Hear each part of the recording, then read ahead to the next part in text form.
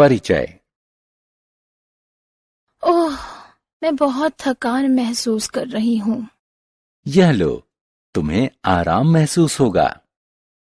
टीना, क्या तुम्हें अंदाजा है कि इस जग को भरने के लिए कितने गिलास संतरे का रस चाहिए होगा? मुझे नहीं पता पीयूष, हम आयतन को कैसे माप सकते हैं?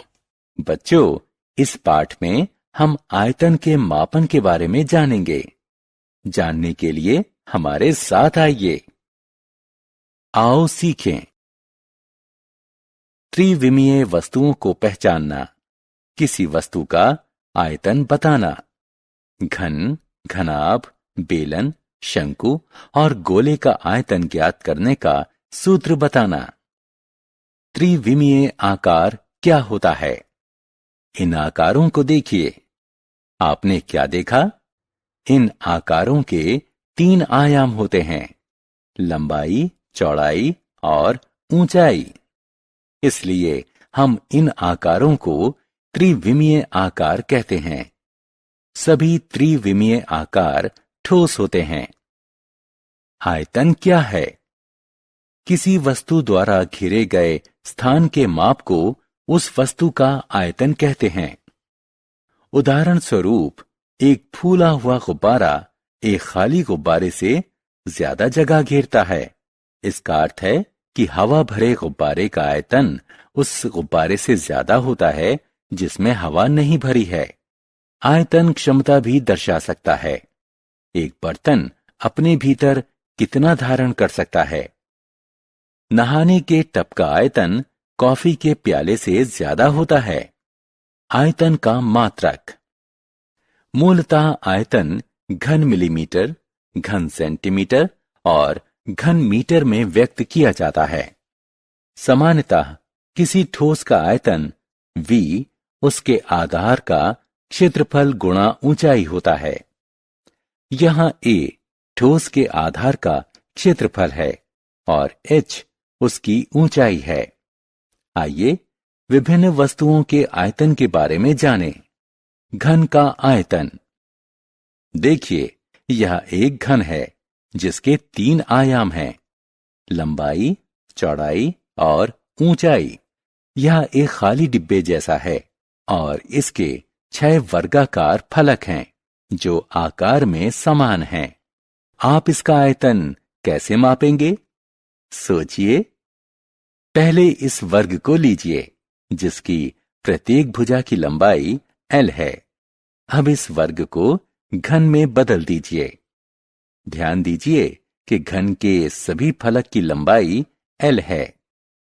आयतन प्राप्त करने के लिए हमें बस आधार के क्षेत्रफल A को L से गुणा कर देना है। इस प्रकार इन तीनों L का गुणा करने पर हमें घन L प्राप्त हुआ।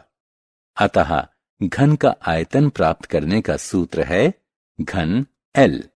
घनाभ का आयतन। इस बंद डिब्बे को देखिए। यह एक घनाभ है जिसके 6 आयताकार फलक हैं। इसका आयतन की गणना इसकी लंबाई, चौड़ाई और ऊंचाई का गुणा करके किया जाता है। या आयतन बराबर है h गुणा w गुणा l के। बेलन का आयतन।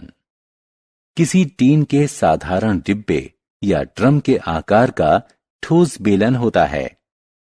बेलन के दोनों आधार वृत्ताकार होते हैं। हम जानते हैं कि किसी वृत्त का क्षेत्रफल पाई गुणा वर्ग त्रिज्या होता है।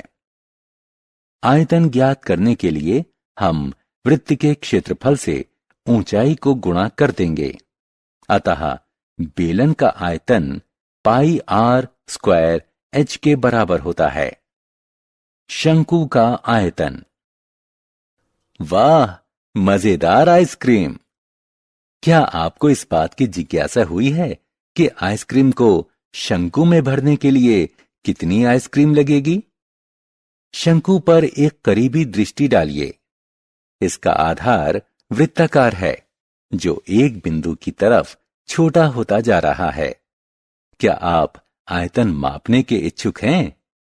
शंकु का आयतन होता है 1/3 पाई वर्ग त्रिज्या गुणा ऊंचाई, जो कि पाई आर स्क्वायर h भी कहा जाता है, जहां h बराबर शंकु की ऊंचाई, r बराबर शंकु के वृत्ताकार आधार की त्रिज्या। गोले का आयतन। हम इस गोल गेंद को क्या कहते हैं? हाँ, यह गोला है। यह हर तरफ से समान लग रहा है ना?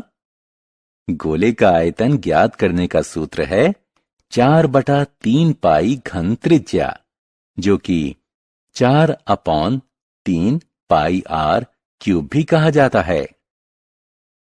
हमने क्या चर्चा की? 3 आयामों लंबाई, चौड़ाई और ऊंचाई वाले आकार को त्रिविमीय आकार कहते हैं।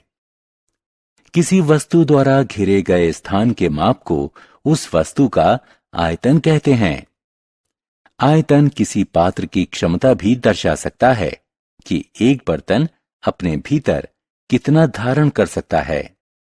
घन का आयतन बराबर होता है घन लंबाई के। घनाभ का आयतन बराबर होता है ऊंचाई गुणा चौड़ाई गुणा लंबाई के। बेलन का आयतन बराबर होता है पाई वर्ग त्रिज्या गुणा ऊंचाई के। शंकु का आयतन बराबर होता है 1/3 पाई वर्ग त्रिज्या गुणा ऊंचाई के।